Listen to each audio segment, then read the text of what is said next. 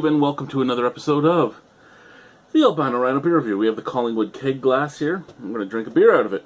We're going to drink this from Blue Elephant. We're going to drink the one beer that I actually hear is the beer to get if you're at the Blue Elephant. This is the Blue Elephant's Gentleman Pilsner. Gentleman's Pilsner. Local taste better. All natural. 5% alcohol. Blue Elephant Brewing Company. Badang. Badang. Badang. Let's see what else is on this can, shall we? The Gentleman's Pilsner. Made in Canada. The Blue Elephant Craft Brew House. 96 Norfolk Street South, Simcoe, Ontario.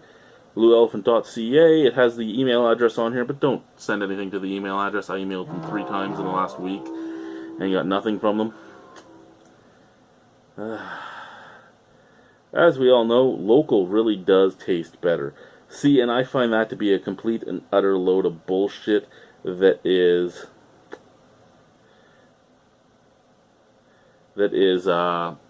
just stupid marketing talk. Local doesn't mean it tastes better. Local means it's local, and that you're keeping your money in the local market. So if that's all you care about, go ahead and buy local. But sometimes there is better beer from even a macro company. It all matters whether or not it's a good company. Now, I've only had one beer from these guys already, and it was okay. Down here it says, we are proud supporters of the bands and fans of the Gentlemen of the Road, Simcoe, Stopover, 2000, what, okay. Let's just get into the beer. We've talked too much. It's a fucking Pilsner, right? The fucking Pilsner. To anyone from the Blue Elephant, if you end up watching this, I do apologize, I swear. I swear a lot.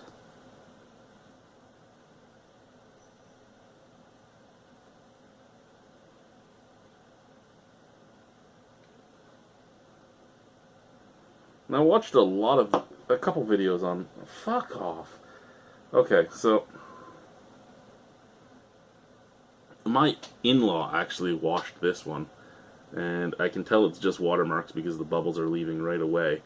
But I'm just getting tired of this. I'm getting tired of the hard water my house has. I'm actually going to have to possibly put in a water softener and maybe start using a dishwasher instead of the bottle brushes. Anyway, kind of darker color than I'd expect. I was expecting a little more of a straw color, but this is that orangey gold. It doesn't look bad. The head was bright white, so I mean, in theory, it is exactly what it should be. Smell? Okay. So, the last beer I had from this brewery was acceptable. I mean, it tasted like strawberry water with a little bit of hops. It was acceptable. It smelt the part. It didn't have any faults or anything. This smells very buttery. Very buttery. It's actually reminding me of drinking old, like from when the brewery first opened, old Granville Island, not Granville, sorry, Grand River beers. That fake butter topping from movie theaters, that's what I'm getting. Let's try it. Cheers.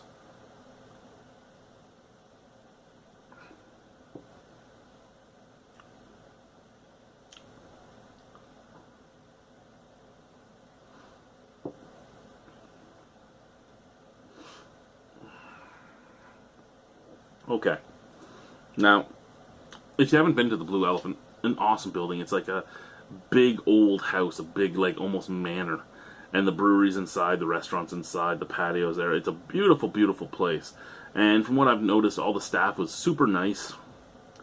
The beer I was told was the beer to go to. I don't know if it has an age problem, I don't know what, but yeah, this is buttered popcorn. With a little bit of hops on the back end. It's not offensive in any way. So I mean, it's not as bad as some beers, but this is one of those things, like I said, just because it's local doesn't mean it tastes better. And there are local breweries there that also make a Pilsner. You can basically get a Pilsner from Delhi, just down the road, from Picard's Peanuts Brewery, Ramblin' Road. And their Pilsner actually tastes just like a Pilsner. This kind of tastes like a Pilsner, but a very buttery Pilsner.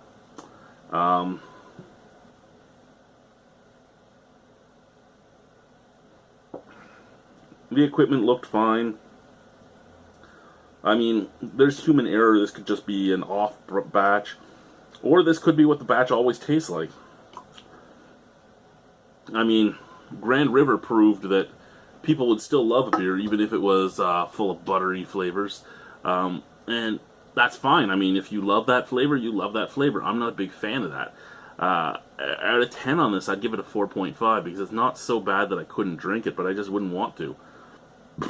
Even if I'm just drinking a lager, there's a lot of other choices out there that aren't full of butter. And yeah, it's just the way it is. I still think the place is cool. I still think the prices are great. I still think it's worth a try. You might actually love it. For me, it's a watery forefront with a buttery middle and a you know what, it does have the noble hop finish. It does have that kind of grassy, kind of earthy finish. So I mean, it's there. It's just it's just that it's like it was under attenuated and under boiled, and that's about it. Yeah. So 4.5 out of 10 from me. It's still a good beer. It's still a beer worth trying. It's just not for my palate whatsoever. And if you like buttery stuff, it's for you, man. You like buttery bread? Drink this. Anyway, guys, thank you very much for watching. Have a wonderful evening. Blue Elephant's Gentleman's Pilsner. And like I said, I'm not going to say right off that it's always what it tastes like. It could just be a bad batch. I don't know. But from my own personal experience, you don't usually get all that many bad batches in beer, even in small craft breweries. Thank you guys for watching, and when you do, you get stuff like King of the Forest, fucking Dark Horse.